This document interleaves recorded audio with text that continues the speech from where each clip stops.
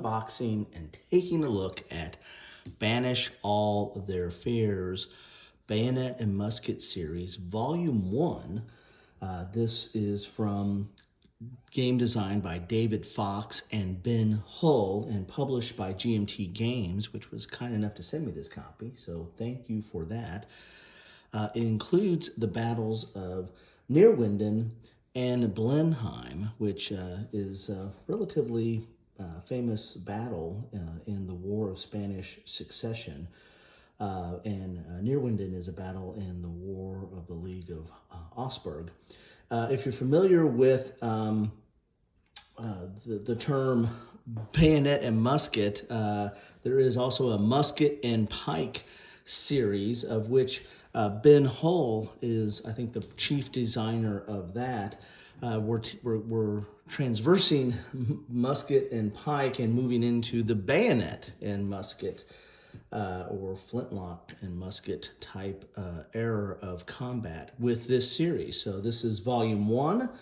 Normally when you see the first volume, you don't see volume 1 in there. You don't see like Rocky 1 or Star Wars 1 or Star Wars 4 or 3 or whatever it is. But anyway, yes, this is a new series, and I'm anxious to see how this sets up and plays out, and hopefully there'll be more in this series to come. I do like Ben Hull's Musket and Pike series. I've covered some of that, and I'll put a link to that in the description.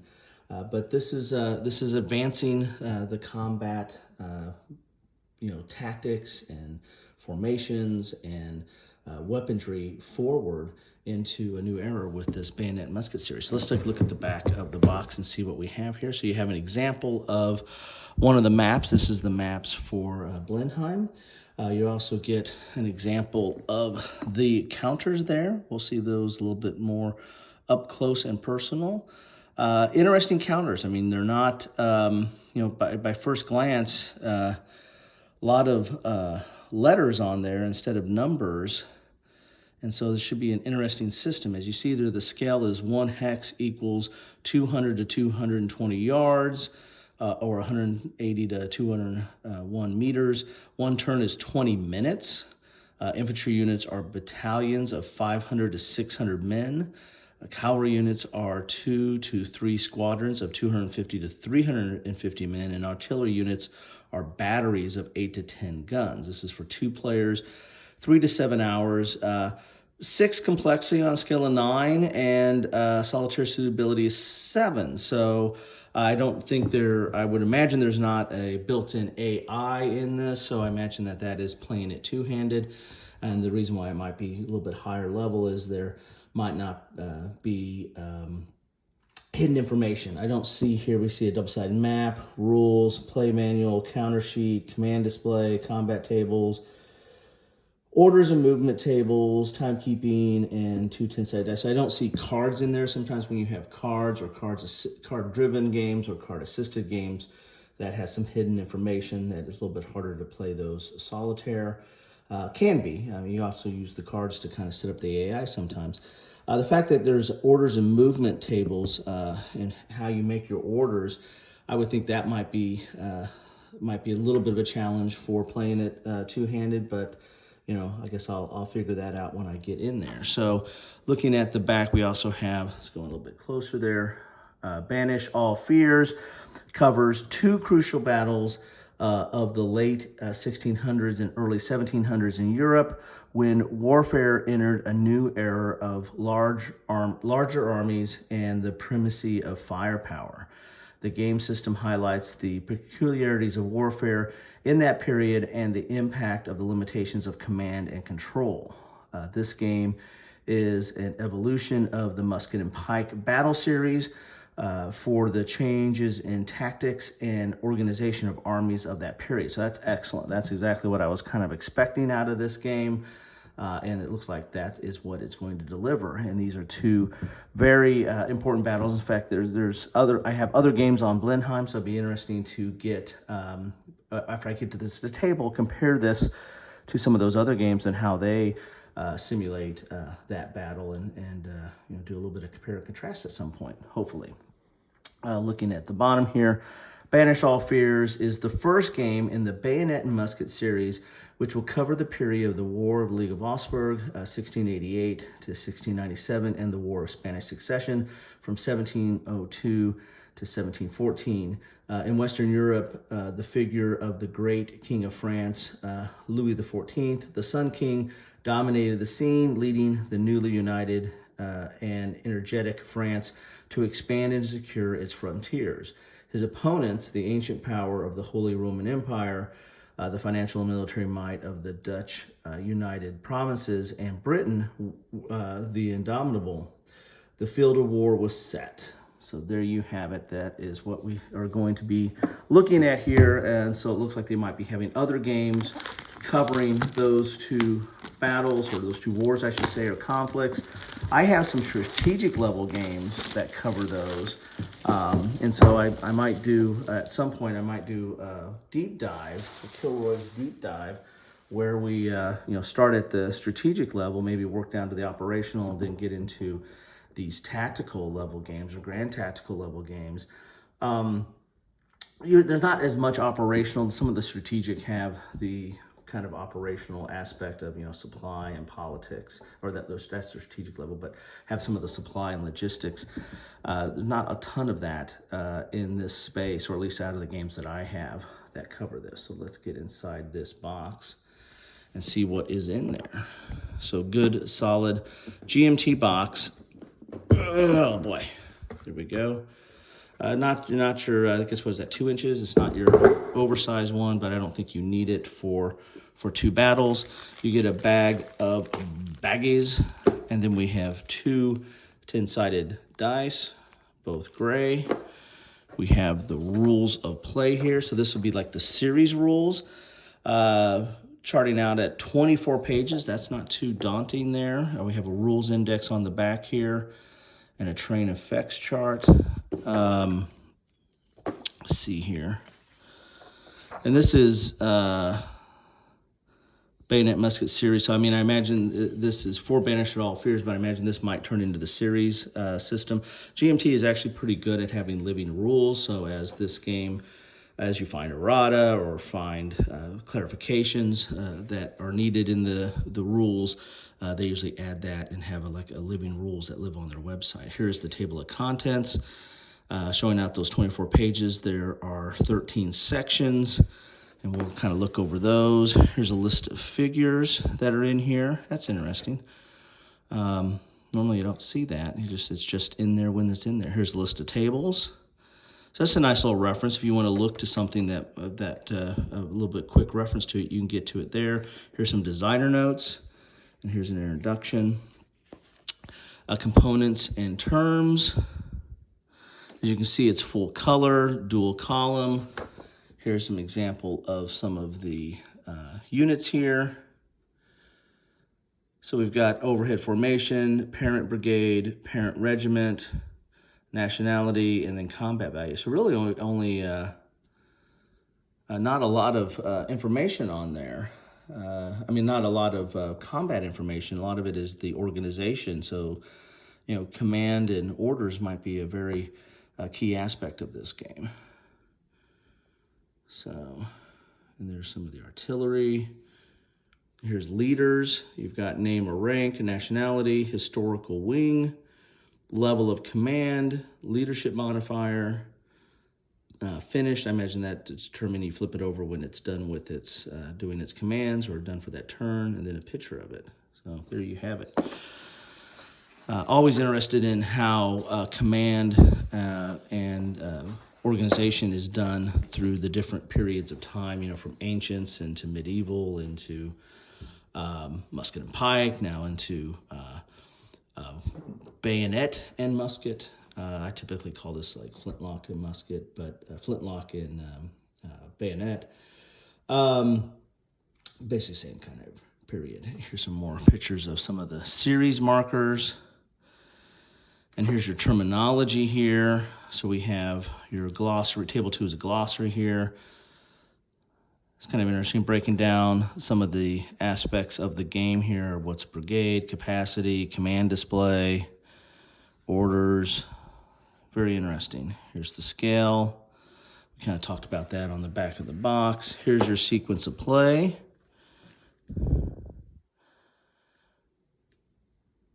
Here's a brigade activation phase. That's interesting. This is pretty detailed. So they rank this a complexity of 6. I mean, so far it's looking like it's earning that. It might be a little bit higher. I tend to rank complexity a little bit higher than what some of the game companies do. Command display. So here's your command display.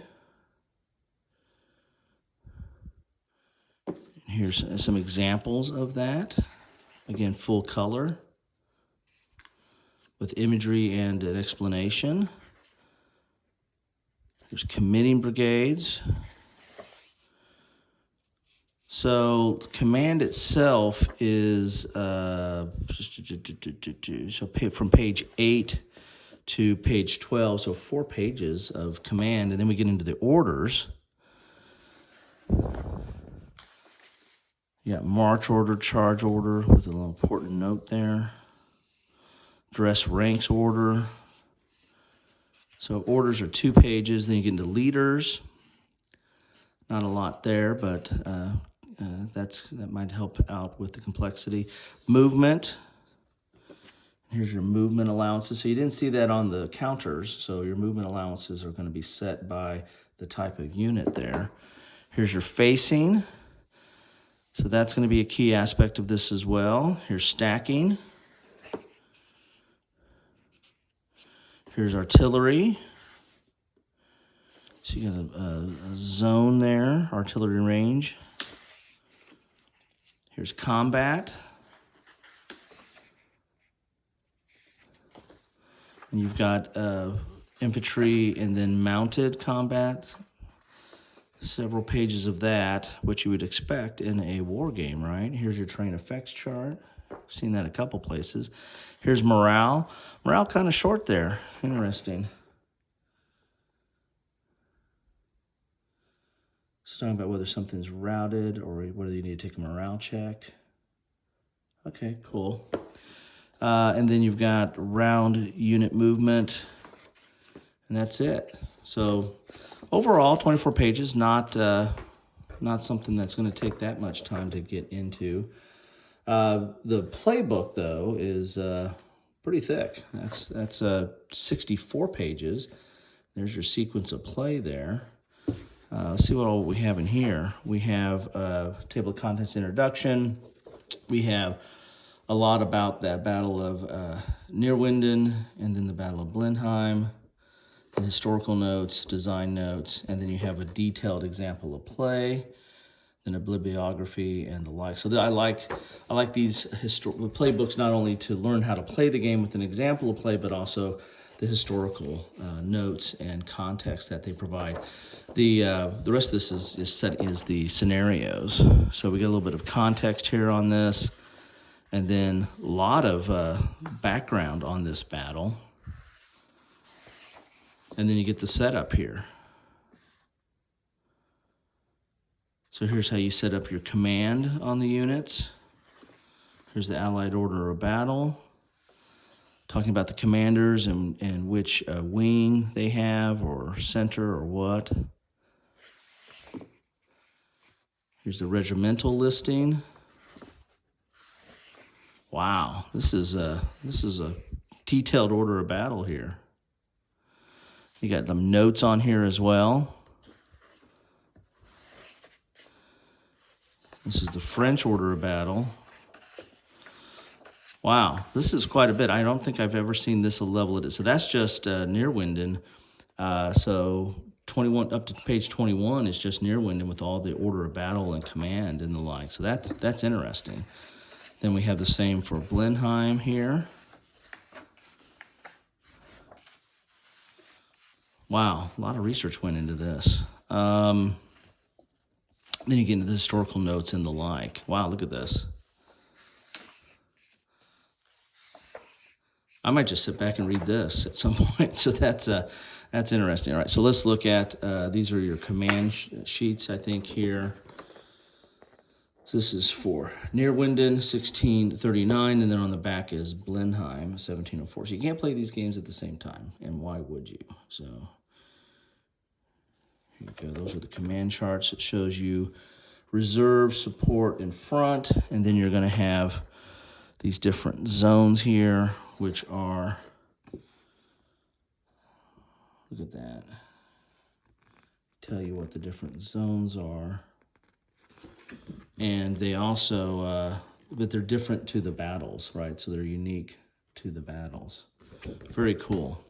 Then we have our infantry and artillery combat tables. Then we have your cavalry combat tables. Very nice. And we got 2 of those because it's a 2-player game. Good thick stock, player aid stock there. Here's your command and movement tables.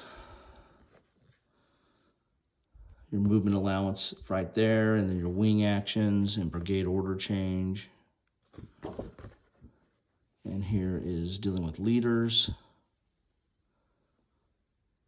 Very nice. So I imagine that if your different orders here, charge, march, and dress ranks. Yeah, so I imagine these will come in very handy, that you might not have to refer to the rules as often with these player aids here. Then we have a track here with hours and minutes and phase. That's single-sided because that'll be off to the side of the board. Then we get the counters here. Quite a bit of counters in here. Whoa, a lot of counters. Goodness gracious. So how many counter sheets do we get here? 6 counter sheets. There's a front side there. And this is keeping track of casualties. They are double-sided. Decent thickness. Looks like they're gray core.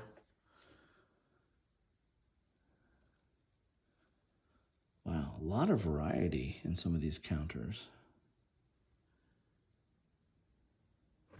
Then we have backside. As you can see there. We kind of showed these in kind of in a formation. As you can see there. Interesting. Quite a bit of counters. So when you have for 2 battles, this is definitely at a very detailed level for these kind of battles at this scale. Alrighty, more counters.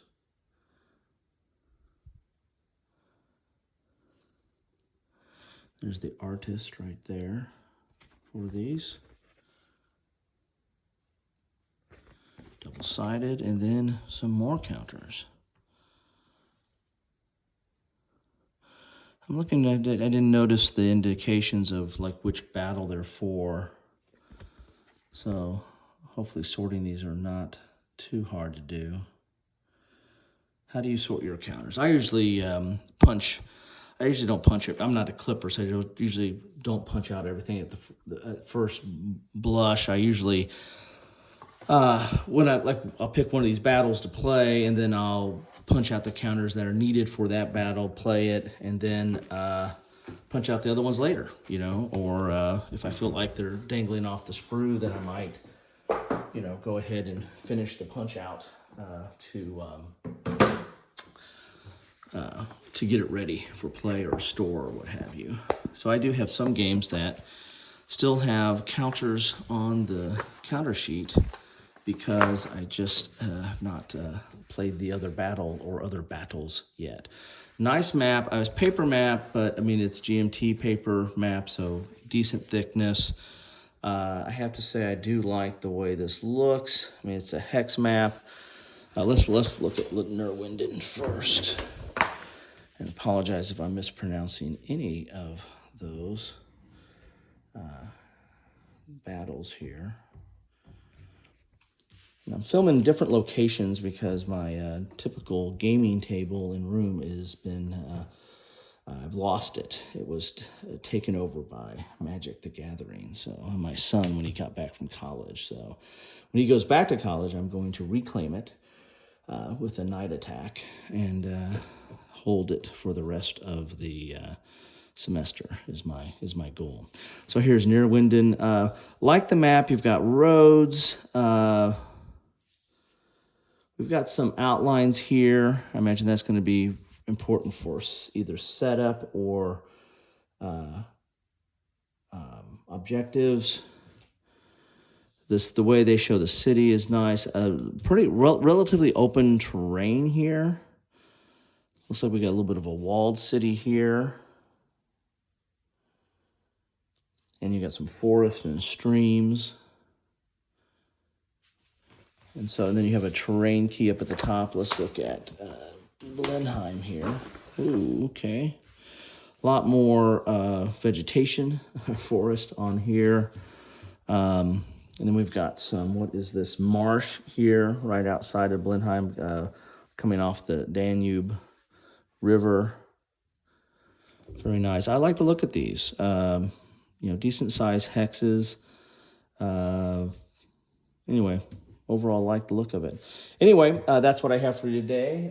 Love to know your thoughts on this. Are you a musket and pike aficionado? And is this something that you've been waiting for and looking forward to and excited that it's out, getting into the bayonet and musket period? This does look different and looks different on how they're handling command. That looks like the main one of the main ways that things are kind of shown different in this game, and I think that was one of the objectives of it.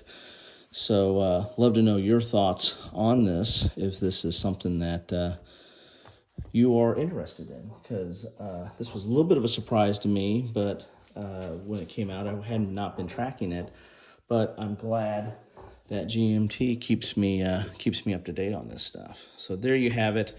That is Banish All Their Fears, Bayonet and Musket Series, Volume 1. The battles are Neerwinden, July 29th, 1693, and Blenheim, August 13th, 1704, by David Fox and Glenn Hull of GMT Games, which I want to thank again. And I want to thank you for stopping by. Take care.